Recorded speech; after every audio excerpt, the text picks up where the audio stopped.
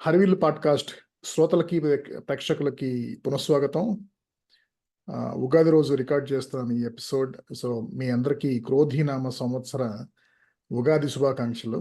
ఈ వచ్చే సంవత్సరం మొత్తం మీకు తీపి ఎక్కువగాను చేదు వగరు తక్కువగా ఉండాలని కోరుకుంటూ మొదలు పెడదాం. ఇది ఒక స్పెషల్ ఎపిసోడ్ నాకు, ఎందుకంటే నేను ఆంధ్రప్రన్యూర్స్తో చేసింది చాలా తక్కువ. ఇప్పుడు దాకా దాదాపు 140 ఎపిసోడ్ చేశాను. కానీ సో ఈ ఎపిసోడ్లో మనం ఒక తెలుగు వ్యక్తి ఐటీ సెక్టర్లో ఆంట్రప్రెన్యూర్గా గత 10 ఏళ్ళుగా ఉన్న ఒక వ్యక్తితో మాట్లాడబోతున్నాం. అంటే నేను ఇంకా మరీ ఎక్కువసార్లు వ్యక్తి అంటే బాగోదు. అతని పేరు సతీష్ విసనగిరి, చిత్తూరు జిల్లా వాస్తవ్యుడు. ఒరిజినల్గా నాకు ఇంజనీరింగ్ కాలేజీలో క్లాస్మేట్. సో అతని ప్రొఫెషనల్ జర్నీ, ఎంటర్ప్రెన్యూర్ జర్నీ అనే కాదు, ఈవెన్ అకాడమిక్స్లో జర్నీ కూడా చాలా ఇంట్రెస్టింగ్ ఉంటుంది మీకు. సో కాబట్టి మొదటి నుంచి మొదలు పెడదాం.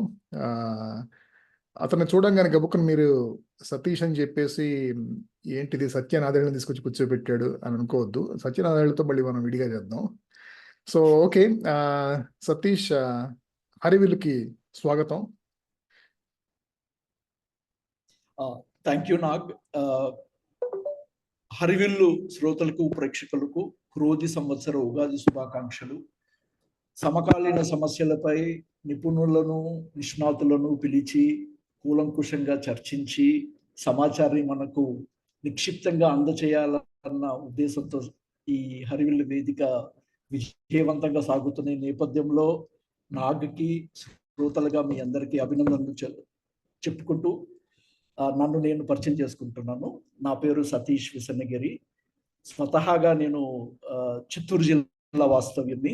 తిరుపతిలో పుట్టి పెరగడం జరిగింది. తర్వాత చదువుల నెపంతో, చదువుల అవకాశాలు రావడంతో కృష్ణా జిల్లాలో నిమ్మకూరులో నా ఇంటర్మీడియట్ చదవడం జరిగింది. అటు తర్వాత వరంగల్లో నా ఇంజనీరింగ్ డిగ్రీ పూర్తి చేయడం జరిగింది. అదే నేపథ్యంలో క్యాంపస్ రిక్రూట్మెంట్స్లో ఉద్యోగం రావడము, బ్లూ స్టార్ లిమిటెడ్ అనే ఎయిర్ కండిషనింగ్ కంపెనీలో ప్రాజెక్ట్ ఇంజనీర్గా జాయిన్ అవ్వడము జరిగింది. 3 సంవత్సరాలు ఆ ఇంజనీరింగ్ ఉద్యోగాలు చేసి ఎక్కువ అనుభవం గడించాలి, మరింత ఎక్స్పోజర్ కావాలి అన్నట్లు ఆశించి విదేశాలకు వెళ్ళడం జరిగింది. ఒక 3 సంవత్సరాలు దుబాయ్లో ఉండడం జరిగింది. ఆ దుబాయ్లో కూడా mostly air conditioning, fire fighting, electrical, security systems ఇలాంటి ప్రాజెక్టులు చేయడం జరిగింది. తద్వారా నా అనుభవం కేవలం ఎయిర్ కండిషనింగ్ మెకానికలే కాకుండా ఈ కన్స్ట్రక్షన్ రంగంలో ఉండే అనుబంధ రంగాల్లో కూడా నేర్చుకోవడం జరిగింది. అదే సంవత్సరం, అదే సమయంలో 2000 సంవత్సరం ప్రపంచంలో అందరూ మనకు తెలిసిందే Y2K అవకాశాన్ని చేపుచ్చుకొని అమెరికాకు వెళ్ళడం జరిగింది. అదే క్రమంలో నేను కూడా అమెరికా వెళ్ళడం జరిగింది. SAP సాఫ్ట్వేర్ నేర్చుకొని వెళ్ళడం జరిగిన, అక్కడికి వెళ్ళిన తర్వాత జావా ప్రోగ్రామింగ్ నేర్చుకొని అందులో ఒక సాఫ్ట్వేర్ ఇంజనీర్గా తిరిగి నా కెరియర్ను మొదలుపెట్టి ఒక ప్రోగ్రామర్గా, ఒక ఆర్కిటెక్ట్గా, ఒక మేనేజర్గా వివిధ అవకాశాలను అందిపుచ్చుకొని అనుభవాన్ని గడించడం జరిగింది. 2012 సంవత్సరంలో ఇండియాకు రావడం జరిగింది. ఒకే ఒక కొడుకు కావడం వల్ల, లేక ఇండియాకు రావడం నా లోపల కోరిక కావడం, అది ఎందువలనో తెలియదు, 2012 సంవత్సరంలో రావడం జరిగింది. వచ్చిన తర్వాత ఇక్కడ పేరు పొందిన ఒక ఇన్వెస్ట్మెంట్ బ్యాంక్లో, గోల్డ్మన్ సాక్స్లో ఒక 2 సంవత్సరాలు సీనియర్ మేనేజర్గా పనిచేయడం జరిగింది. ఓకే, అక్కడ ఒక చిన్న బ్రేక్ ఇద్దాం, ఎందుకంటే నాది ఒక ప్రశ్న ఉంది. అలాగే ఒక గోయింగ్ జోక్ ఇన్ ట్విట్టర్ కూడా ఉంది. తెలుగు ట్విట్టర్లో తెలుగు రాయటం, తెలుగులో మాట్లాడటం కానీ, తెలుగులో ప్రకటనలు ఇవ్వటం కానీ, రాజకీయ నాయకులు నేను వెళ్ళి ఫలానా ఆయన్ని పరామర్శించాను అని చెప్పకుండా పరామర్శించడం జరిగింది అంటారు కదా. సో తెలుగు ట్విట్టర్లో కొంచెం ఆ, తెలుగు గురించి బాగా ఎక్కువ అభిమానం ఉన్న వాళ్ళు అంటారన్నమాట, ఇది జరిగింది జరిగింది జరిగింది ఏంటనేది. ఇప్పుడు వాళ్ళు చాలా మంది ఈ పాడ్కాస్ట్ చూస్తారు, దాని తర్వాత వాళ్ళందరూ నీ ఫ్యాన్స్ అయిపోతారు. సో అదొకటి. ఓకే. ఆ, నేను సో నువ్వు నీ అకాడమిక్ అండ్ ప్రొఫెషనల్ సాలరీడ్ ఎంప్లాయీగా ప్రొఫెషనల్ కెరీర్ గురించి చాలా క్లుప్తంగా మొత్తం చెప్పేశావు. ఆ, దాంట్లో ఇవి కొన్ని ప్రశ్నలు ఉన్నాయి, కానీ దానికంటే ముందు నువ్వు చెప్పినట్టు నీ ఇంటర్మీడియట్ నిమ్మకూరు, కృష్ణా జిల్లా నిమ్మకూరు ఏపీఆర్జేసి ఏపీఆర్ఎస్ దాంట్లో చదివావు. ఇప్పుడైతే తెలుగు కొంచెం బాగానే మాట్లాడుతున్నావు, కానీ బాగానే అనర్గళంగా, అంటే అప్పుడు కూడా బాగానే మాట్లాడుతూ ఉండుంటావు. కాకపోతే ఏపీఆర్జేసీలో నువ్వు సంచలనం సృష్టించావంట కదా ఒకరోజు. ఏదో మొహం కడుక్కుంటా అని చెప్పి, నేను వెళ్ళి మొహం కడుక్కొస్తాను కాకుండా ఇంకేమన్నావు? యా ఈ చిత్తూరు జిల్లా వాస్తవ్యుడిని కావడం వల్ల మా మాండలిక భాష, కృష్ణా జిల్లా భాష వేరువేరుగా ఉండడం వల్ల మొదట కొన్ని రోజులు వివిధ రకాల అనుభవాలను యూనో చవి చూడడం జరిగింది. These things are really like interesting. అవి ఒక మధుర స్మృతులుగా భావిస్తాను. ఎందుకంటే ఇప్పుడు నేను మాట్లాడడం చూస్తే ఎవరు నన్ను చిత్తూరు జిల్లా వాడు అని అనరు. ఎందుకంటే నా భాష మెరుగయ్యింది అనడంలో 2 సంవత్సరాల నిమ్మకూరు జీవనం బాగా హెల్ప్ చేసింది. మెరుగవటం అనేది కాకుండా మిగతా మాండలికాల్లో పదాలు కూడా బాగా వచ్చి చేరడం వల్ల మీ చిత్తూరు ఒరిజినల్ యాస సంక్రమం అయిపోయింది కాబట్టి అది అనుకోవచ్చు. మొహం మూతి కడుక్కోవడం అండము, కంచాన్ని తట్ట తీసుకొని రావాలి అండము, ఇలా చాలా ఫన్నీ ఇన్సిడెంట్స్ ఉన్నాయి చెప్పుకోవడంలో. అండ్ ఇట్ యాక్చువల్లీ స్నేహితుల మధ్య ఒక కొత్త వాతావరణంలో ఇలాంటి చిన్న చిన్న ఫన్నీ ఇన్సిడెంట్స్ వల్ల మా మధ్య ఒక రకమైన అనుబంధం ఏర్పడడంలో సహకరించింది అనడంలో సందేహం లేదు.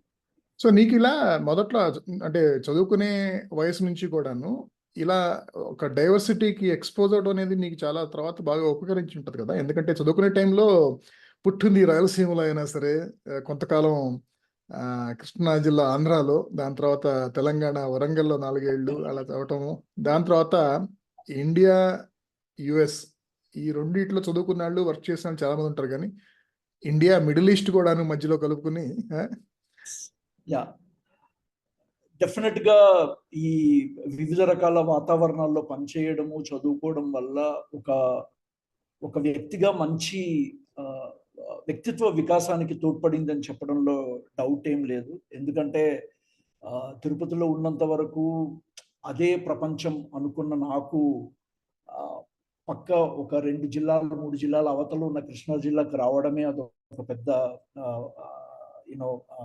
పెద్ద ఎక్స్పీరియన్స్ ఆ టైంలో. అప్పటికి నా వయసు 15 సంవత్సరాలు. కానీ ఆ వయసులో ఆ కొత్త అనుభవాలను నేర్చుకోవడం, తిరిగి వరంగల్లో 4 ఏళ్ళు, తిరిగి ఉద్యోగం కోసం హైదరాబాద్లో మరొక 3 సంవత్సరాలు, ఇలా నువ్వు చెప్పినట్లు వివిధ రకాల వాతావరణాల్లో పెరగడం నాకు ఇప్పుడు చాలా ఉపయోగపడుతుంది నా ఈ స్టార్టప్ లైఫ్లో కూడా. అంటే ఆంధ్ర రాష్ట్రంలో ఉండడమే కాదు, బట్ ఇన్ జనరల్ లైక్ దుబాయ్లో ఉండడము, అమెరికాలో కూడా నేను ఒక రాష్ట్రంలో లేను. అమెరికాలో కూడా నేను ఆల్మోస్ట్ 6 రాష్ట్రాల్లో పనిచేయడం జరిగింది.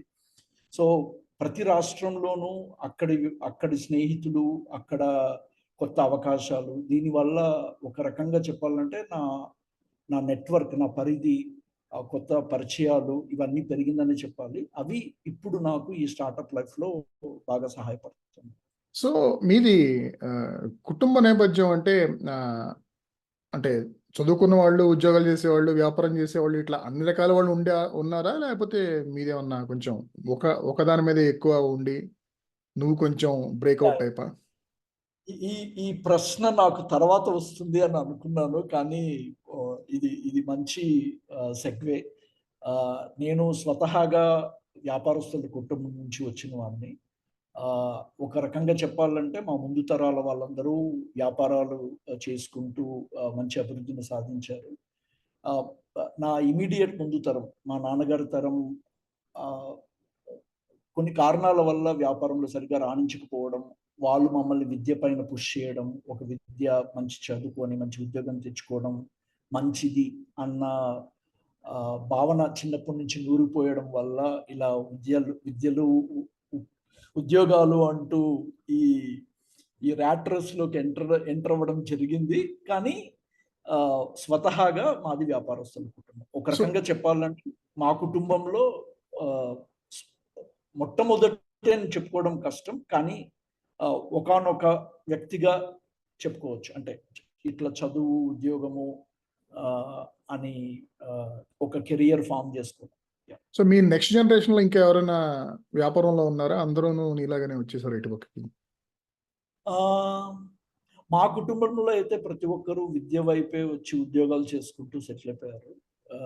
This is another reason why I thought maybe if I come from that background ఒక ఒక ఆ నేపథ్యం నుంచి వచ్చినప్పుడు మనం ఎందుకు కూడా బిజినెస్ ట్రై చేయకూడదు అన్న ఒక కోరిక కూడా నన్ను ఈ స్టార్ట్ చేయడానికి ఆహ్, ప్రోత్సాహం చేసింది అని చెప్పుకోవచ్చు. సో అంటే నీకదేమన్నా మొదటి నుంచి ఉందా? ఏంటంటే వ్యాపార దక్షత అనేది మా బ్లడ్‌లోనే ఉంది కాబట్టి అది I owe it to my ancestors అని గాని లేకపోతే అలా ఏమన్నా ఉందా? అంటే దక్షత బ్లడ్‌లో ఉందా లేదా అని చెప్పడం కంటే, నేను ఆహ్, మా తాతగారు వాళ్ళిద్దరూ అంటే 2 సైడ్స్ మా అమ్మ గారి నాన్నగారు ప్లస్ మా నాన్న వాళ్ళ నాన్నగారు ఇద్దరూ ఆ కాలంలో వాళ్ళు చాలా రిస్క్స్ తీసుకొని కొత్త ప్రదేశాలకెళ్ళి, కొత్త వ్యాపారాలు స్టార్ట్ చేసి ఒక స్టేజ్‌కి వెళ్ళడం నేను చూసాను స్వయంగా. ఆహ్, అలా మనం ఎందుకు చేయకూడదు? మనం ఎందుకు చేయలేము? అన్న కోరిక కూడా అంటే నన్ను నేను ప్రూవ్ చేసుకోవాలా అన్న కోరిక కూడా ఉండడం వల్లనో ఏమో అది దోహదపడింది స్టార్ట్ చేయడానికి. అంతేగాని మనకు దక్షత ఉంది అన్ అది I don't think it comes by blood or whatever right. Like I think these skills can be learned right right. And yeah! How basically yeah! So ఇంకొక చిలిపి ప్రశ్న. ఒక సీరియస్ ప్రశ్న కూడా అనుకోవచ్చు.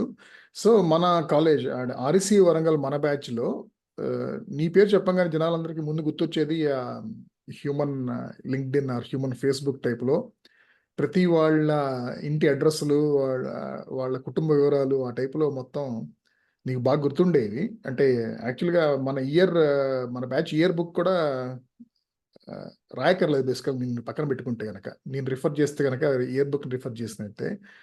సో, ఆ స్కిల్, ఆ కాంపిటెన్స్ నీది ఎక్కడి నుంచొచ్చింది? అంటే మెమరైజ్ చేసుకోవడం అట్లా? అది చెప్పుకోవాలంటే నా ప్రాథమిక విద్య నేను తిరుమల తిరుపతి దేవస్థానం వాళ్ళ స్కూల్‌లో చదవడం జరిగింది. అక్కడ మాకు ఈ 3వ తరగతి, 4వ తరగతి, 5వ తరగతి నుంచే పేరుకి ఇంగ్లీష్ మీడియం స్కూల్ అయినా అక్కడ ఈ హిందూ ధర్మ ప్రచార పరిషత్ వాళ్ళు భగవద్గీత కాంపిటీషన్‌లు పెట్టడము, ఆహ్, అధ్యాయాలు కొద్దీ శ్లోకాలు మెమరైజ్ చేసుకొని ఆహ్, కన్ ఆహ్, కాంపిటీషన్స్‌లో పార్టిసిపేట్ చేయడం అనేది ఒక third class, fourth class, fifth క్లాస్‌లో బాగా అలవాటయింది. ఓ వ్యాపార నేపథ్యం ఉన్న కుటుంబం నుంచొచ్చి ఒక 10 మంది ముందు మనకంటూ ఒక గుర్తింపు కావాలన్న కోరికలో ఆ శ్లోకాలను ఒక రకంగా చెప్పాలంటే గుర్తుపెట్టుకోవడం జరిగింది. దానికోసం కష్టపడడం జరిగింది. అది అలా గుర్తుపెట్టుకోవడం అనేది ఒక అలవాటుగా మారిపోయింది. అంటే ఆహ్, ఒక కర్మయోగంలో ఇన్ని శ్లోకాలున్నాయి. భక్తి యోగంలో ఇన్నున్నాయి. ఏ శ్లోకం మొదట చెప్పినా అక్కడి నుంచి తిరిగి వాళ్ళు ఆపు అనేంత వరకు మనం శ్లోకాలు చదువుకుంటూ వెళ్ళాలి. అలా చేయడం వల్ల ఒక రకంగా అది ఈ జ్ఞాపక శక్తి పెరగడానికి కారణమయింది అనుకోవచ్చు. అక్కడి నుంచి అది ఒక అలవాటుగా మారిపోయింది. ఆహ్, చదవడంలో గూడా అది మనకి కంప్యూటర్‌లో పాయింటర్స్ అంటారు. సి లాంగ్వేజ్‌లో. అంటే ఇప్పుడు 'హరివిల్లు పాడ్‌కాస్ట్ అనగానే దాని గురించి ఒక 4 పాయింట్లు మనం 4 పాయింటర్‌లాగా గుర్తుపెట్టుకుంటే ఫ్యూచర్లో మనము హరివిల్లు అన్నప్పుడు ఆ 4 పాయింటర్లు మనకి ఈజీగా గుర్తుకు రావడం జరుగుతుంది. సో అదొక అలవాటుగా మారిపోయింది. కొన్ని రకాలుగా అది నాకు నా బలం అని చెప్పుకోవచ్చు. కానీ చాలా సార్లు అది నా బలహీనత కూడా కావచ్చు ఈ జ్ఞాపక శక్తి. రైట్. అది ఒక రకమైన ఓవర్ కాన్ఫిడెన్స్ కూడా ఇస్తుంది. నాకు తెలుసు వీళ్ళు పలానా వాళ్ళు వీళ్ళు ఇలా ఇలా. కానీ బలహీనత కంటే బలం వల్ల వచ్చిన అనుభవాలు ఎక్కువ ఉన్నాయి. So yes, that actually helped me having good memory and remembering everyone, and more than remembering everyone, remembering trivial details about everyone, right? అంటే నిన్న మన వాట్సాప్ గ్రూప్ లో ఇద్దరు స్నేహితులు వాళ్ళ గురించి ఫోటోలు పెట్టుకోవడం అన్ని జరిగింది. వాళ్ళ రోల్ నంబర్లు కూడా నాకు గుర్తున్నాయి అని చెప్పాలనుకున్నాను, కానీ చెప్తే ఏం జరుగుతుందో కూడా ఆలోచించి చెప్పడం, అది ఒక విధంగా ఆలోచిస్తే మరి అంత ట్రివియల్ విషయాలు కూడా గుర్తుపెట్టుకోవాలా అన్నది ఒక క్వశ్చన్ మార్క్, రైట్? బట్ అది చిన్నప్పుడు అలా చేయడం వల్ల నాకు అది బాగా సహాయపడింది అని అనుకుంటాను. ఓకే. సో నీ entrepreneurial journey almost more than 10 years ఇప్పటికి. దాని గురించి మాట్లాడే ముందు ఇంకొకటి ఏంటంటే, నీది ఆల్మోస్ట్ ఒక 20 ఇయర్స్ ఒక ప్రొఫెషనల్‌గా ఎంప్లాయీ కింద వర్క్ చేశావు కదా! ముందేమో ఎయిర్ కండిషనింగ్, కన్‌స్ట్రక్షన్ దానికి సంబంధించి, దాని తర్వాత చాలా వరకు ఐటీ ఇండస్ట్రీలో. ఆ 20 ఇయర్స్ ఎక్స్‌పీరియన్స్ నుంచి ఈ ఎంటర్‌ప్రెన్యూర్‌షిప్‌లో బాగా పనికొచ్చినవి ఏమన్నా 1, 2 విషయాలు ఏమన్నా ఉన్నాయా? చాలా విషయాలు ఉన్నాయి. ఒక రకంగా చెప్పాలంటే ఆంటర్‌ప్రెన్యూర్‌గా నేను స్టార్ట్ చేసినప్పుడు, before I enter into what entrepreneurship and all, నేను ప్రస్తుతం ఏం చేస్తున్నాను అనేది చెప్పడం కొద్దిగా సమంజసము. మేము రెకాన్సిస్ అనే సాఫ్ట్వేర్ ఇంజనీరింగ్ కంపెనీ రన్ చేస్తాము. ఈ కంపెనీ ప్రధానంగా ఏం చేస్తుందంటే, ఒక మనిషికి ఏదన్నా కొత్త వ్యాపారం, కొత్త సాఫ్ట్వేర్ ప్రోడక్ట్ చేయాలి అనుకున్నప్పుడు అతనికి ఏ విధమైన టెక్నాలజీ వాడి ప్రోడక్ట్ చేయాలి అనేది సరైన అవగాహన లేనప్పుడు మేము వాళ్ళకు ఆ టెక్నాలజీ రిలేటెడ్ విషయాలలో మేము వాళ్ళకు సహాయం చేసి వాళ్ళ ప్రోడక్ట్, సాఫ్ట్వేర్ ప్రోడక్ట్ బిల్డ్ చేయడం జరుగుతుంది. నేను ఈ 20 సంవత్సరాలలో కన్స్ట్రక్షన్ ఫీల్డ్లో వర్క్ చేయడము, వివిధ రంగాలలో పనిచేయడము, వివిధ ఇండస్ట్రీస్లో పనిచేయడము, ఎక్కడికి పోయినా ఇండస్ట్రీలో ఒక పని చేసే దానికంటే ఆ ఇండస్ట్రీలో ఆ పని ఎందుకు జరుగుతుంది అని ఆ కుతూహలము, దానివల్ల ప్రతి ఇండస్ట్రీ గురించి ఎక్కువ తెలుసుకోవడం జరిగింది.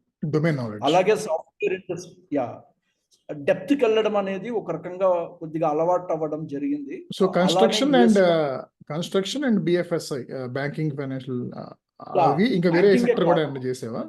I initially worked for a software service, software product company, which is like EMC Square in Boston.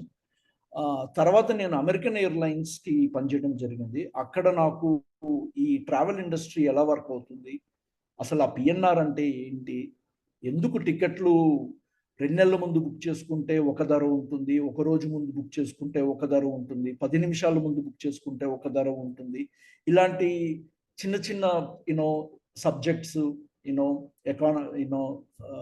Consumer surplus economy are like elasticity, ఇవన్నీ ఒక ఎకనామిక్స్ సబ్జెక్ట్ బేస్ చేసుకొని ఈ ఒక ఇండస్ట్రీ నడుస్తూ ఉంది అంటే అది ట్రావెల్ ఇండస్ట్రీ అని చెప్పుకోవచ్చు. మనము ఈ మధ్య Ola peak pricing, Uber surge pricing అని మాట్లాడుకుంటున్నాము, కానీ ఈ కాన్సెప్ట్స్ 1970-75లోనే ఈ ట్రావెల్ ఇండస్ట్రీ వాళ్ళు టికెటింగ్ ఎయిర్లైన్ సిస్టంలో పొందుపరిచిన విషయం అక్కడ పనిచేసిన తర్వాత తెలిసింది, రైట్?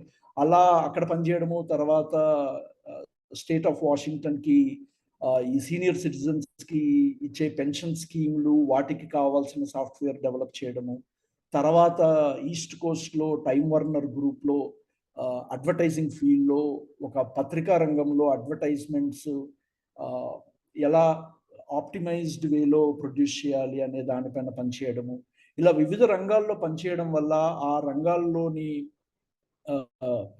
వివిధ లోటుపాట్లు, వాటి కష్ట నష్టాలు అన్నీ తెలియడం వల్ల, ఇప్పుడు నా దగ్గర ఎవరైనా ఒక ప్రోడక్ట్ చేయడానికి వచ్చినప్పుడు, there are more chances that I know about that product, right? And వాళ్ళు ఏ ప్రోడక్ట్ చేయాలనుకుంటున్నారు, వాళ్ళు ఎవరి కోసం చేయాలనుకుంటున్నారు, వాళ్ళు ఎలాంటి ప్రాబ్లమ్ సాల్వ్ చేయాలనుకుంటున్నారు అనేది నేను వాళ్ళలాగా ఆలోచించగలను.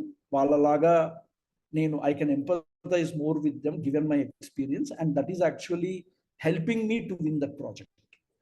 సో నేను పనిచేసిన అందరూ ఆ కాలంలో నేను ప్రతి 6 నెలలకు ఉద్యోగం మారుతూ ఉండేవాడిని. ఎందుకంటే నేను H1B వీసా పైన ఉండేవాడిని. అందరూ అనుకునేవాళ్ళు, ఏంటి వీడు ప్రతి 6 నెలలకు మారుతున్నాడు అని. ఒక రకంగా ఆ 6 నెలలు ఉద్యోగం మారడం నాకు అదృష్టం అని చెప్పుకోవచ్చు. ఎందుకంటే నాకు ఒక రకమైన యూనో ఎక్స్పాండెడ్ ఎక్స్పీరియన్స్ ఇచ్చిందని చెప్పుకోవచ్చు. దానివల్ల ఇప్పుడు నేను ఈ వ్యాపారంలో నేను సఫలీకృతుడు అవ్వడంలో ఆ ఎక్స్పీరియన్స్ బాగా హెల్ప్ చేస్తుంది. ఓకే. సో నువ్వు 2012లో ఇండియాకి రిలోకేట్ అయ్యావు యూఎస్ నుంచి. అది ఇక్కడికి వర్క్ చేయడానికి వచ్చాను నువ్వు, రైట్? కానీ ఇక్కడికి వచ్చిన తర్వాత 1-2 ఏళ్ళ తర్వాత then you actually turned entrepreneur. So దానికి ట్రిగ్గర్ పాయింట్ ఏంటి?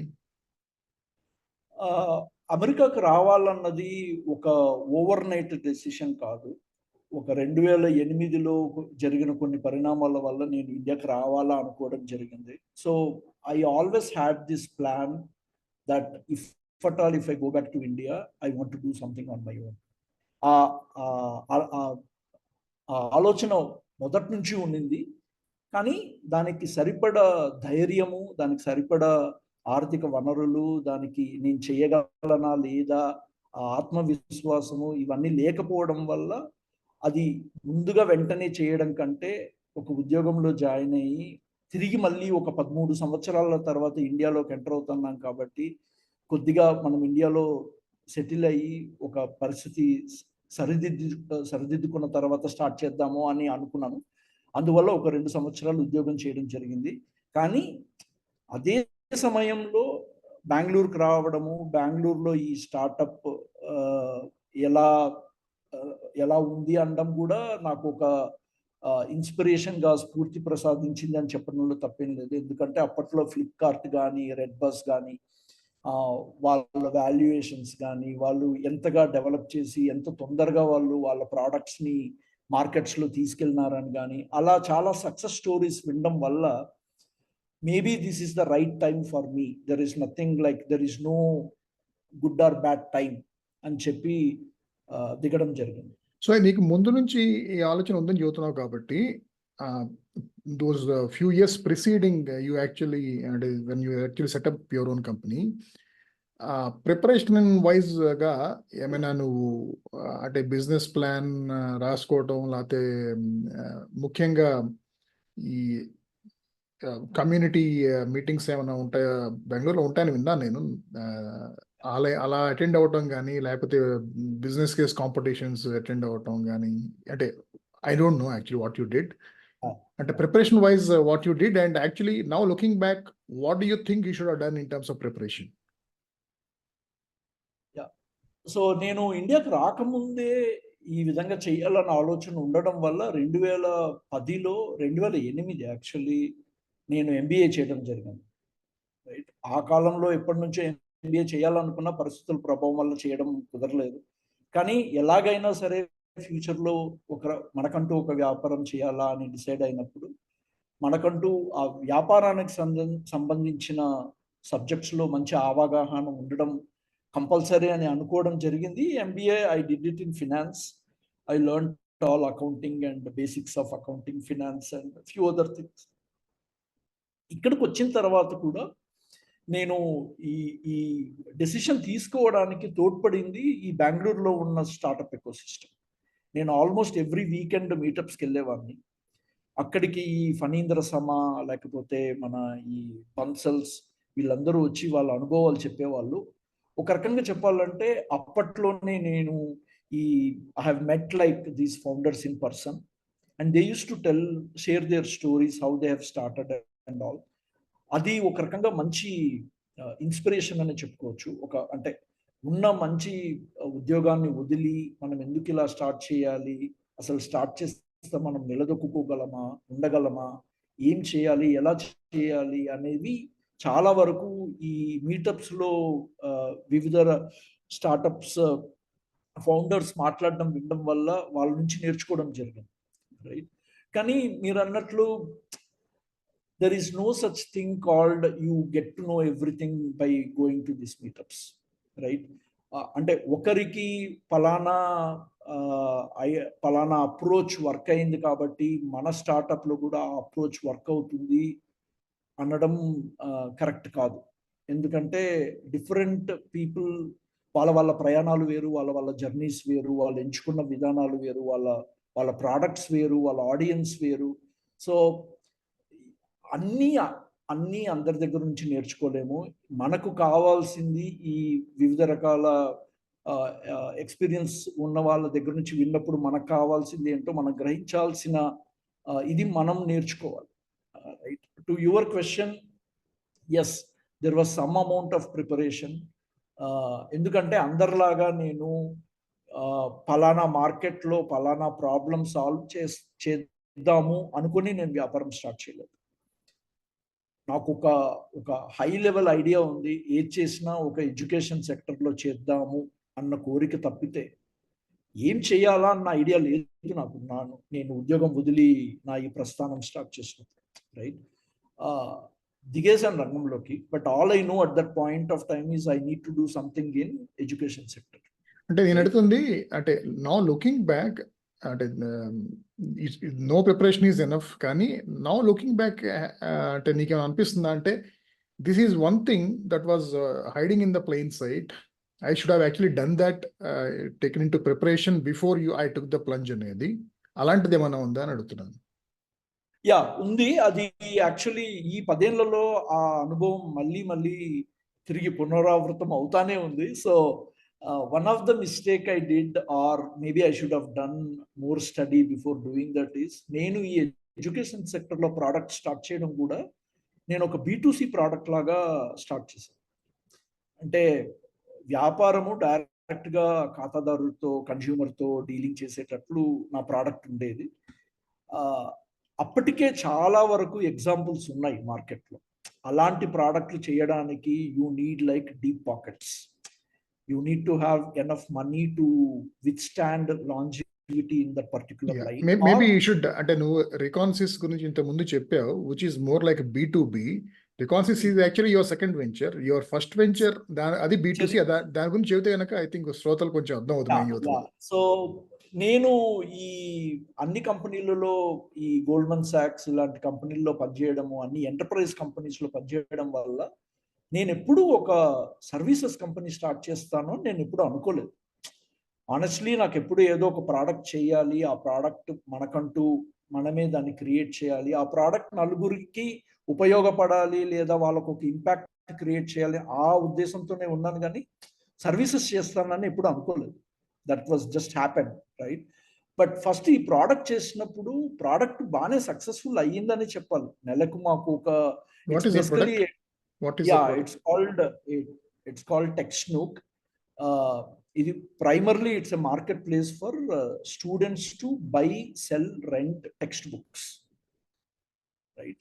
So ప్రోడక్ట్ బాగానే ఉందని చెప్పాలి. యాక్చువల్లీ మాకు నెలకు ఒక 100-150 ఆర్డర్లు వచ్చాయి. అండ్ ఇండియా మొత్తంలో ప్రతి సిటీలోనూ మాకు ఒక 60-50 మంది బుక్ షాప్ ఓనర్స్ వాళ్ళ కేటలాగ్స్ అన్ని మా ప్లాట్ఫామ్లో పబ్లిష్ చేయడం జరిగింది. ఒక రకంగా చెప్పాలంటే మేము ప్రోడక్ట్ బాగానే బిల్డ్ చేసాము, వ్యాపారం కూడా బాగానే జరిగిందని చెప్పాలి.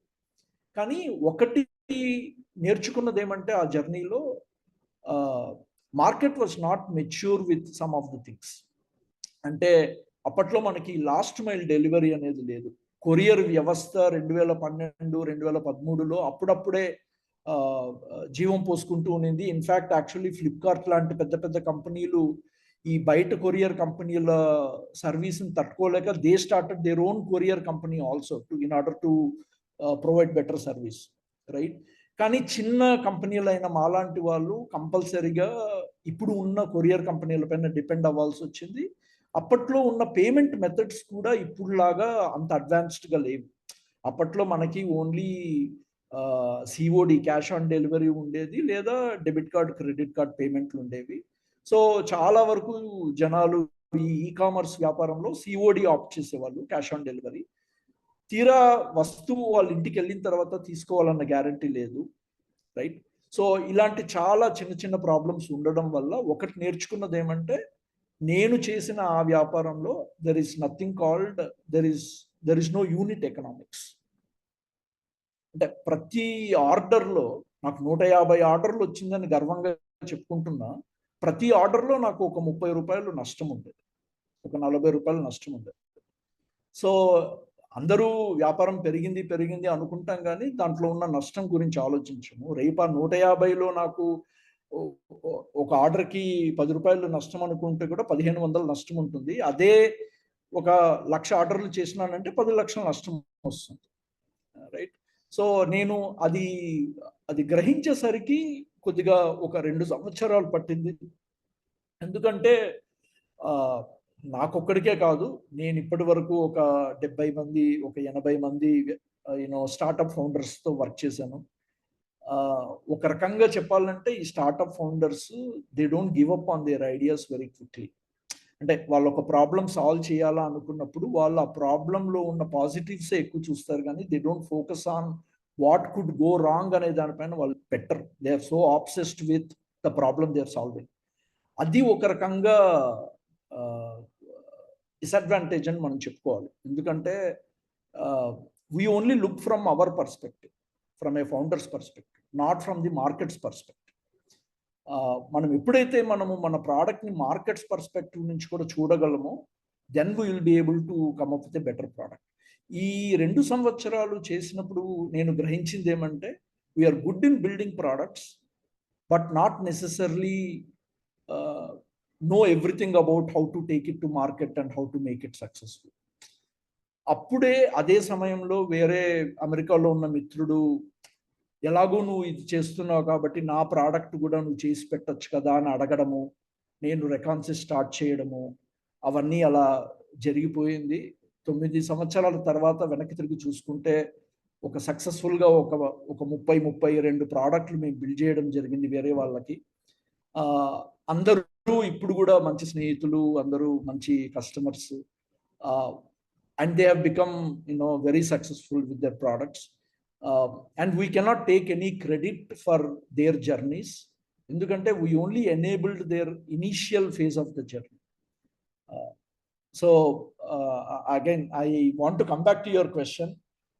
So if I were given a chance to go back and fix something, first we need to understand what is the problem that we are solving from a market's perspective, not from founder's perspective, right? Adokati. Rendu, unit economics anedi first nunchi chusukovali. We cannot say that okay parvaledu ippudu 2 రూపాయలు నష్టమైనా పర్లేదు, let's scale the market, let's win the confidence, let's win customer loyalty. ఒక brand పెద్దగా అయిన తర్వాత మనం ఏమన్నా చేయొచ్చు. I don't believe in that kind of a concept. A lot of people have actually burnt their hands in doing that. And you need deep pockets. And there is no guarantee that you will succeed if you do that. And because of that reason, B2C is a longer game. You cannot actually start a B2C company and then say, I can become a overnight success, right? ఇప్పుడున్న examples తీసుకుంటే కూడా, నైకా తీసుకుంటే, Nykaa took almost like 7 years to come to successful. They went to IPO after 7-8 years, right? You take Flipkart, it took them almost like 9 years to get acquired by Walmart, right? So it's a long-term play and you need like deep pockets, right? So okati, you need to be flexible in and you need to be able to pivot your product. అంటే మనం ఒక idea అనుకొని product start చేసి, product deploy చేసి, when you know that it is not going in the right direction, but you are somewhere around, I think you should have the guts to pivot the product into the right product. నాది ఒక ప్రశ్న, అంటే నాకు data తెలియదు, అందుకని నిన్ను అడుగుతాను, నీకు తెలిసేమో అని.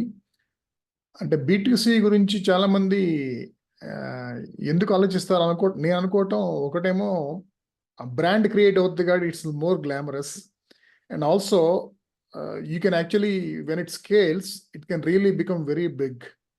కాబట్టి కొడితే కుంభస్థలం కొట్టాలి, అంతేగాని ఏదో అలా ఇలా బతికేయడానికి రాలేదు, ముంబై నగరానికి ఉచ్చబోయించడానికి వచ్చాను బిజినెస్ మెన్లో మహేష్ బాబు చెప్పినట్టు. ఈ బీ ఏదో చేస్తా సర్వీసెస్ చేసుకుంటా పోతాం, ఓకే సర్వైవ్ అవుతాం, ప్రాఫిట్స్ వస్తాయి, అదంతా ఓకే. కానీ if I really want to my mark in the history, బీ2సీనే సరైందని అనుకుంటారేమో కదా. డెఫినెట్గా ఇండియాలో ఉండడం వల్ల అలా అనుకోవడంలో తప్పేం లేదు. ఎందుకంటే India is driven by consumers.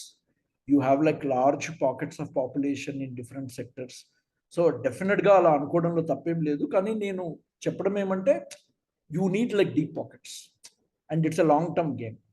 So you definitely need to keep taking money from others in order to survive that initial few years till you get to a stage where you can see some benefit. 8 ఏళ్ళు 7 ఏళ్ళు 6 ఏళ్ళు తట్టుకోగలిగే capacity ఉన్న వాళ్ళు డెఫినెట్గా బీ2సీని they should give it a shot. Okay, now it's not as if B2B is easier or is without risk కదా. నువ్వు ఎక్కువ కాలం నడిపింది B2B engineering services or product development services కదా. సో దీంట్లో ఉన్న సాధక బాధకాలు ఏంటి? బీ2బీలో కూడా మనం చేస్తున్న ప్రోడక్ట్ ఏ విధమైన మోడల్లో మనం దాన్ని డిస్ట్రిబ్యూట్ చేస్తున్నాము అనేది ఇంపార్టెంట్. ఒకప్పుడు మనము, if you remember, go back in maybe time, right, we use to buy Microsoft licences, right. So when software evolved in the last 10 years or so, the concept of software as a service has become powerful. So there is no such thing called licensing, Raj, anymore, right? You pay as you go model has evolved. The cloud models have evolved. So ఈ రోజు నేను email వాడుకుంటాను, ఇంకో 2-3 నెలలు వాడుకుంటాను, నేను ఈ 2-3 నెలలకే pay చేస్తాను అంటే you have the flexibility to pay for these 2-3 months, right. So ఇంతకు ముందు లాగా మనము we don't have to lock in for longer periods by more licenses and all that. So ఈ విధంగా చేయడం వల్ల ఇప్పుడు ఈ బీ2బీ ప్రోడక్ట్స్ అనేవి బాగా పాపులర్ అవుతోంది. And then if you look at now, majority of the B2B products are getting built in India, but then have like a very good global audience, right.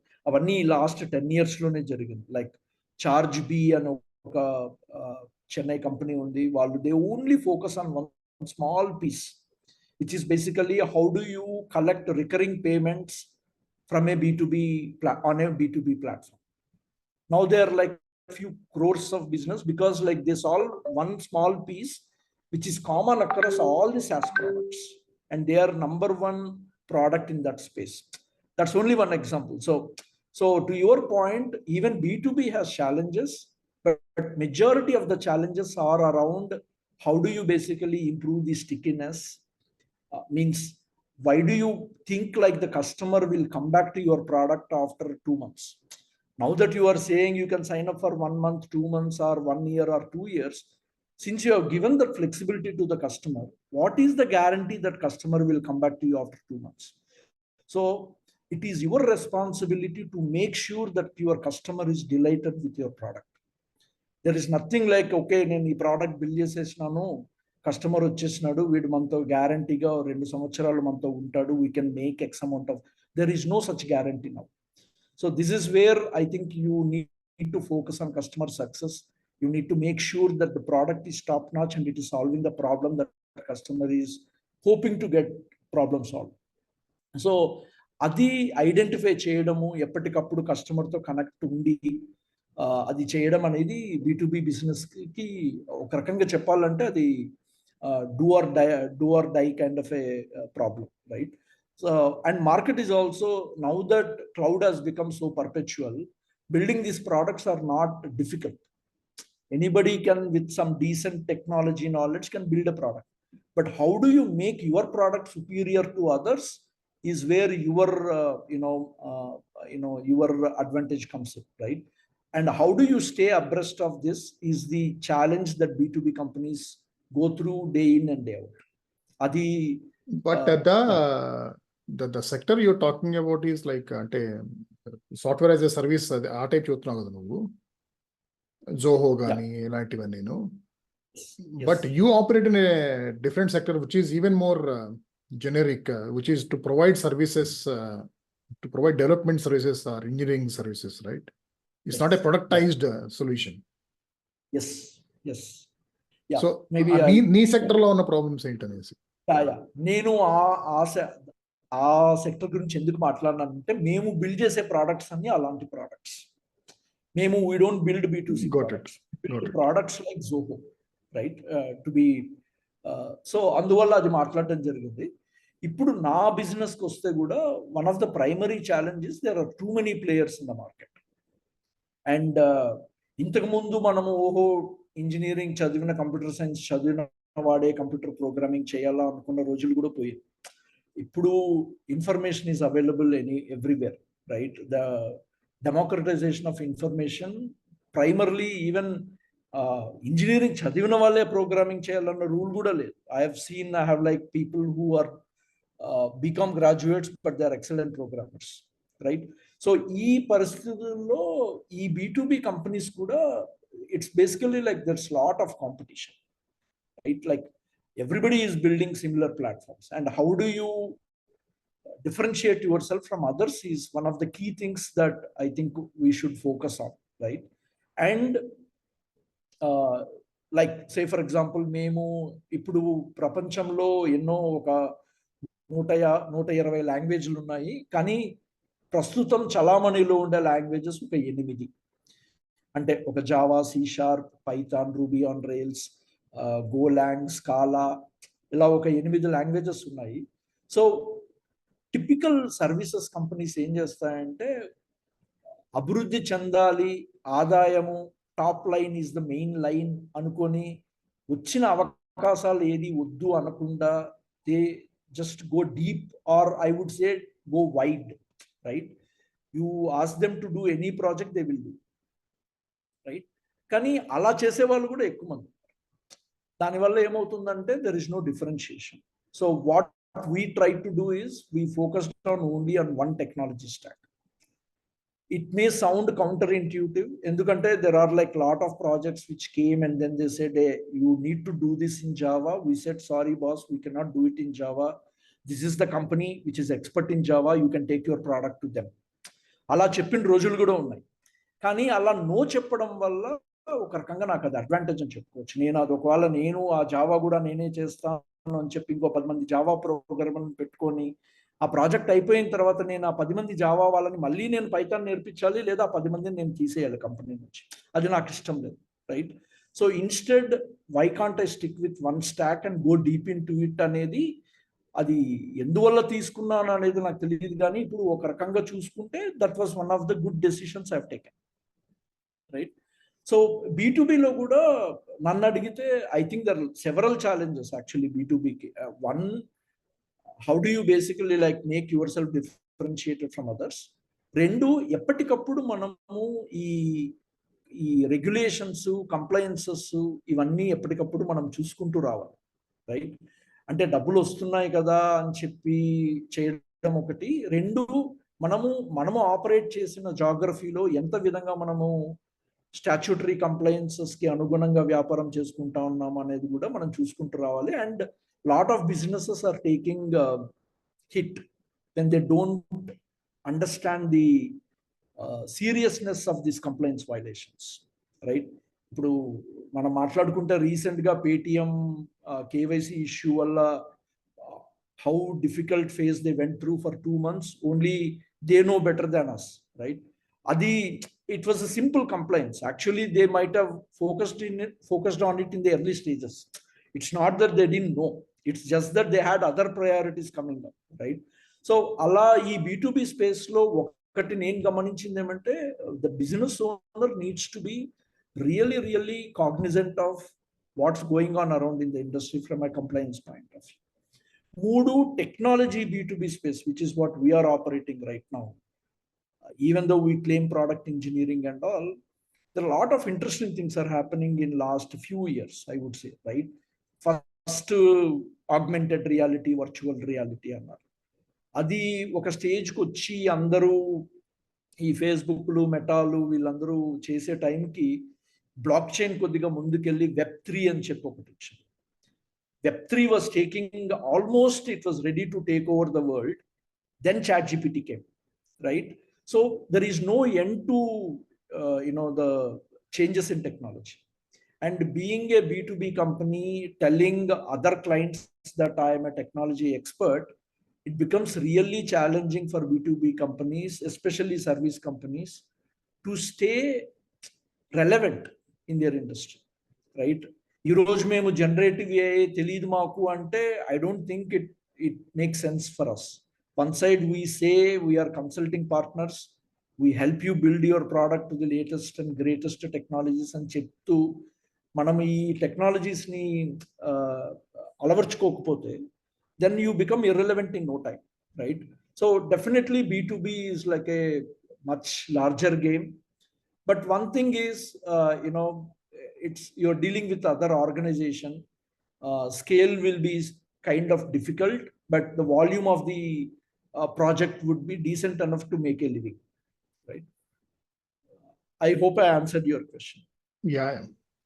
So now, rapid fire round. Okay. Yes. So what are those one or two things that you're really proud of having accomplished after turning entrepreneur? I have built a good And team personally around and professionally, whatever. It's not necessarily only in terms of a product you built or some money that you made from a client or whatever. Yeah. So one thing I've done, or one I'm really happy and proud of, is I was able to build a good team of people around me, right? And all these guys are young people. They are not like with 20 years experience and 30 years experience. They think like they are learning from me. They think like, hey, this guy has like some 30 years of experience, and if we join this guy, we can learn from him, is what they are thinking. But honestly, in the last 10 years, I have learned a lot from them. నేను వాళ్ళ దగ్గర నుంచి నేర్చుకున్న సంగతులు ఎక్కువ ఉన్నాయి, right? And the risk takingness, the ability to quickly adapt to a new technology. So if you ask me what is that one thing I'm proud of, I was able to attract good people and have a good team that is decently loyal, right, to the cause that we are moving forward, right? And that's one of the, and I cannot take any credit for that, honestly. It just happened, and I'm really lucky and happy for that. Okay. So, okay. Now you name one product that you are really proud of. Describe it. I would say, yeah. I would say definitely there are a couple of products which I'm really happy and proud of. The first thing, one, I will say like I'm proud of it's because of its commercial success, right?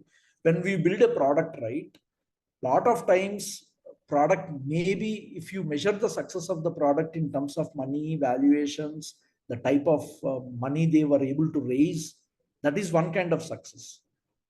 The other kind of success is they may not be able to raise money, but they're able to sustain, they're able to break even with their own product strength and the problem that they're solving.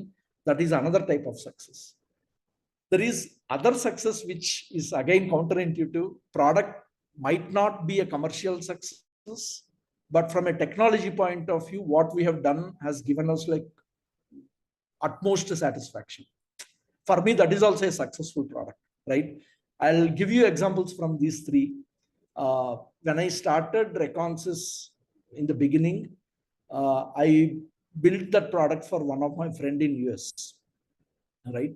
And I've literally learned a lot from them, because like, even though I claim that we have helped them build the product, the product got acquired by another major company for $500 million in November 2021, right?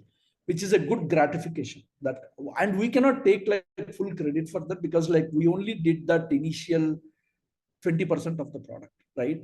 The main credit goes to the founders, who are able to understand which markets they want to operate in, what kind of things that they need to do in order to stay relevant in the market. When do you take money to scale? They have taken like a lot of good decisions in their journey, and that's what made them successful, right? But if you ask me, that's the commercial success, right? The other success, what I'm talking is the product itself is so great that they were able to generate enough revenue to sustain their growth. They have not taken money from anyone. Right from day one, they are very clear that we don't want to take money. We know we are solving an interesting problem, and the customer is willing to pay us what we want them to pay. And they generated cash purely because of the product that we helped them develop. And they are making around approximately £500,000 every month, right? Every month, right? And they're really happy. And they don't even have a technology team right now. Even today, they depend on us for their technology requirements. They focus on business and sales and marketing and understanding the client more, what kind of solutions they want to build. But when it comes to solution development, they come to us, right? That's another type of success. There is another success that I want to talk about is there are like a couple of products which we built was really, really technically very sound from a scalability point of view, from technology usage point of view and all. But honestly speaking, they could not leverage the market situations and made their product successful. The product is shut down right now. They are not in the market. But from a technology point of view, we have done amazing things for the product, right? So if you ask me, there are like out of these 30, even though 15 products got funded or got acquired or have become profitable, that doesn't mean the other 15 products are bad. It's just that there is some kind of a product market fit, validation is missing, or maybe they are too far ahead. Markets are not that mature enough to absorb that product, or they are basically kind of like, need more money to get the word out kind of a thing. But honestly, for me, I think this is a good journey, and I was given good opportunities to, and we have built products across the domains. There is nothing like we build only for hospitality sector or a travel sector or a education sector or BFSS sector. We have built in HR tech, we built in fintech, we built in healthcare. So that kind of wide variety of problems that we solved is also kind of like interesting. If you again ask me, like, did you do the right thing by choosing services? Now I say, yes, I did the right thing to, by starting a service company, because it keeps me on my toes. There is nothing like today I know Java, I'm good. I have to be ready for next technology that is coming on our way, right? There is nothing, I say like today generative AI came, I can master, LLMs, and I can master RAG models. I can build chatbots. That's not the end to it. There will be another technology coming our way, right? We should be ready for that. So, yeah. So నేను యాక్చువల్గా ఇంకోటి అడుగుదాం అనుకుంది ఏంటంటే ఇప్పుడు next ఆంటర్ప్రెన్యూర్స్కి, ముఖ్యంగా కొంచెం younger ఆంటర్ప్రెన్యూర్స్కి ఏం సలహా ఇస్తావు అనేది నువ్వు ఆల్రెడీ కొంచెం కవర్ చేసావు కొన్ని పాయింట్స్. ఒక విషయం మాత్రం ఆడుకుని నేను లాస్ట్ ప్రశ్నకి వెళ్ళిపోతాను. అంటే ఇది అగైన్ ఒక సలహా లాంటిది మిగతా ఆంటర్ప్రెన్యూర్స్కి, ముఖ్యంగా యంగర్ ఆంటర్ప్రెన్యూర్స్కి. ఏంటంటే revenue is vanity, profit is sanity, and cash is king అంటారు కదా. సో ఈ క్యాష్ మేనేజ్మెంట్ విషయంలో what are your own set of best practices? It's a great question, actually. The reason why we are actually staying afloat today is because of the cash management that we follow, right? So you definitely have to have a good sense of like, what do we do with our, collections? There is nothing like credit period. I'm talking about more like a B2B business, right? In B2B business, one of the primary challenge that we face is like, I need like net 45, net 60, net 90. And especially when you're dealing with bigger, larger clients, they even go beyond like 90 days also, credit period. But we should be smart enough to, to collect the cash as quickly as possible. And if you look at my account receivables or my inventory turnover ratios, they are top. Means there are only 2 invoices that are pending right now, which is beyond 10 days, right? And I don't mind becoming a bill collector at the end of the month, right? End of the day, you need money to stay afloat, to pay good salaries, and to retain good talent, right? And there are some caveats there. And since we work with startups, uh, there is always a possibility that startup can say like, a boss, like, I thought I can spend money, but I don't have money. So we have lost a lot of money on that front as well. So definitely, in order to safeguard your interest, there is nothing wrong in collecting money in advance also. And we do that, right? We tell them very clearly, if you want us to do XYZ, this is the amount of money that you need to pay in advance, and the balance you can get to pay once the deliverable is done, right? And we give you the guarantee for the delivery, right? So that's one thing. And second thing is, market is dynamic, so you definitely need to have a bloodline, I mean some kind of a lifeline. So if your revenues are good, and if you have a good reasonable amount of collection period, then I think like people should also have some kind of a line of credit opened in the bank, so that you have some amount of safety cushion kind of a thing, right? I generally don't believe in raising the valuations and making the top line is the main thing and then forget about the bottom line. Like I said, I come from a business background. I mean, family that is doing businesses for generations, right? For me, business is to make money. As simple as that. If you are not making money, then you are not running a business, you are doing some charity, right? And making money is not that bad, right? It may sound bad, like, hey, this guy is making money, but if you are putting that money for creating opportunities for others going forward, then you are actually doing something back to the society. So making money is not bad, but not making money and then only focusing on revenue top line without putting some sense into like what's going on between top line and bottom line, that actually hurts me as a businessman. So for young people, right, my sincere advice is, don't get carried away by all the hype that's going on in the industry with valuations and this guy exited with some 5x or 10x and all that, right? If your idea is really good, if you're solving a real problem, money will come to you, right? You don't have to go after money, right? But you still have to focus on the bottom line and that thing. Yeah. So basically, actually, two advices, all the related to cash or profitability that you have given in this interview. One is keep working on improving your unit economics. అది చాలా important. రెండోదేమో cash management చాలా important. Just funding చేసేవాళ్ళు ఉన్నారు కదా, valuations on paper పెరుగుతున్నాయి కదా అని చెప్పి ఈ రెండు విషయాలు, క్యాష్ మేనేజ్మెంట్, యూనిట్ ఎకానమిక్స్, ఈ రెండింటిని ఇగ్నోర్ చేస్తే గనక ఎప్పుడైనా కూడా ఎప్పుడు దెబ్బపడద్దో తెలియదు. ఎప్పుడు వాల్యుయేషన్ పడిపోతుందో, ఎప్పుడు ఎగ్జిట్ అవుతారో ఇన్వెస్టర్స్, ఎప్పుడు వచ్చి గొంతు మీద కూర్చుంటారో తెలియదు. Actually, investors are also smart. Generally, if it is an equity investment, they don't come back and sit on your neck, because they know it's an equity investment and they have risk in it. And they're ready for it. Out of like, say, 20 investments they do, hardly like 2 products will be successful. And they're ready to kind of let go of that loss that is coming out of 18, right? So generally they have that kind of a risk appetite. But as an individual, are we ready for that kind of risk appetite is the question. And you need to be resilient.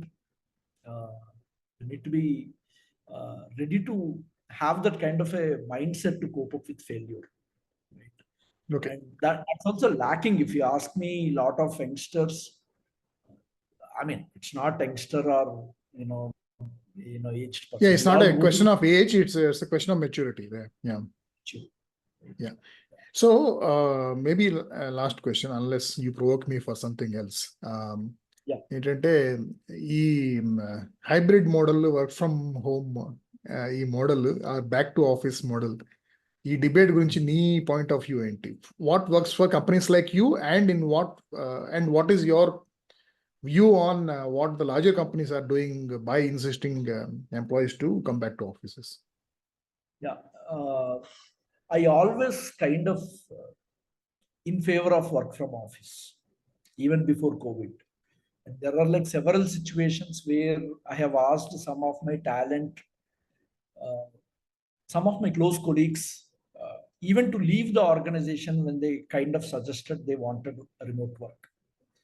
And that was the case even before COVID, right? COVID definitely put us through a situation where we were forced to work from off home kind of a thing. But then now, if you ask me, I think especially in our sector, in a technology sector, work from office is kind of like a must kind of a thing, if you ask me, because we learn from each other. And there is definitely there is an advantage of working on the floor, getting to know about other teams, other problems that they are solving. It's not just you and your team who can work in a silo and then think that, yes, you are doing a great job kind of a thing. So if you ask me, and if you noticed, it's not like big companies are calling their people back to office. In fact, in the last 2.5 years, just in Bangalore alone, majority of the companies have called their people back to office. And especially in the technology line, unless and until you have a policy, you have procedures in place to make that work from home happen, I think work from office is better for especially the young generation also. You know, today I am here because I got to work with like several industry leaders shoulder to shoulder, and because of their help, I'm able to run a company, right? A lot of youngsters are not realizing that, right? And they need that kind of a help, and working from office will definitely give a better platform for them to, you know, forget about the company's ulterior motives and all. Even for individuals, I think they can get to learn more by working in office. By, it's not just the technology, right? End of the day, if you want to become successful in your life, there are like a lot of other skills that you need to learn.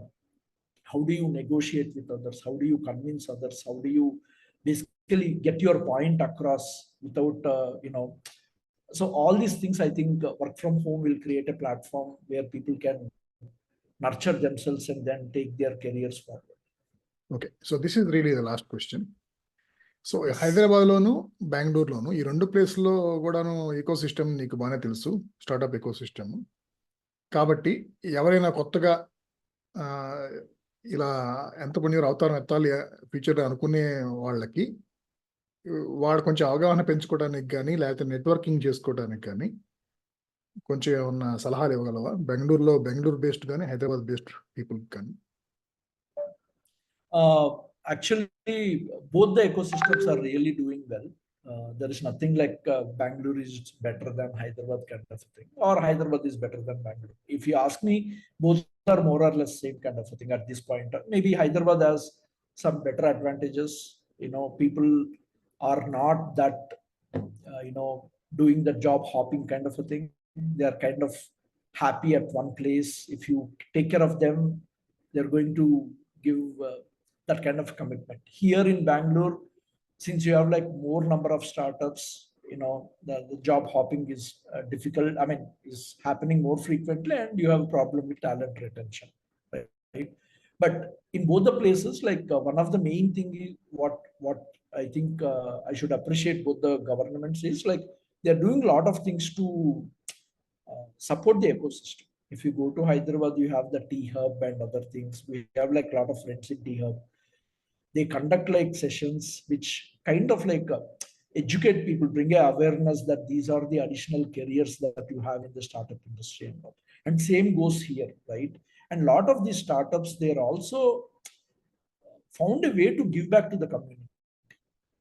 Even if you take Hyderabad or Bangalore, right? Successful startups are again creating some kind of a incubator kind of a setup, wherein an aspiring entrepreneur can go and join that incubator program, where the successful founder will actually mentor them to build their product. So those kind of things are really happening in both in Hyderabad and Bangalore. So that way both are good. So yeah. Okay, ఇంకంటే resources నేను చెప్పేది, okay, go to this kind of communities or meetups, ఆ type ఏమన్నా చూద్దాం సలహా? Meetups ఈ మధ్య I'm not going personally to meetups nowadays because like you have a full blown business to run and you don't find time to go. But generally speaking, majority of the meetups are virtual now. Post COVID, I'm not seeing that meetup community meeting in person so frequently, right? There are meetups happening, but at a industry level, like AWS conducting, partner symposium, or some other platform doing something else kind of thing. Those kind of meetups are happening, but not necessarily a Python meetup and all that. But majority of these industry technology things also have their annual conferences. And in fact, Hyderabad is the hotbed right now for Python conference. They have been doing Python conference for last 3 times. This time it is coming back to Bangalore after 15 years. But definitely, people need to be open for just don't go to the network just to what do you call get something out of that network. That meetup kind of thing. When you go to the network, especially these kind of meetup, one thing what we should also be cognizant of is, one, it is giving an opportunity to learn something from other people. But if you can also offer something to the people who are coming to the meetup, that would be a more valuable way of networking with people.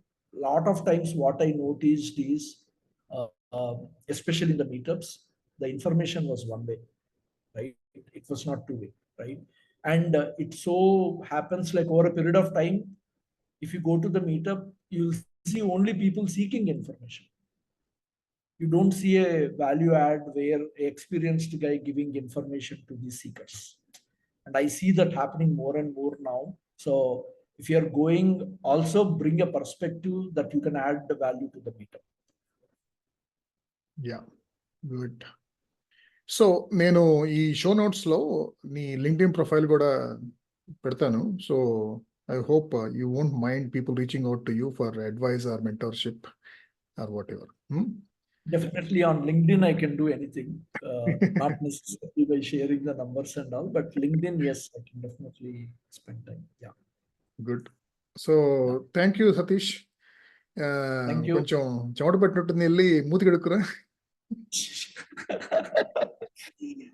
Yeah, కడుక్కొని మళ్ళీ వస్తాం. సరే అయితే, thanks again on behalf of Harivillu podcast community. It's great speaking to you. Okay, Ram. Bye. Yeah. Bye.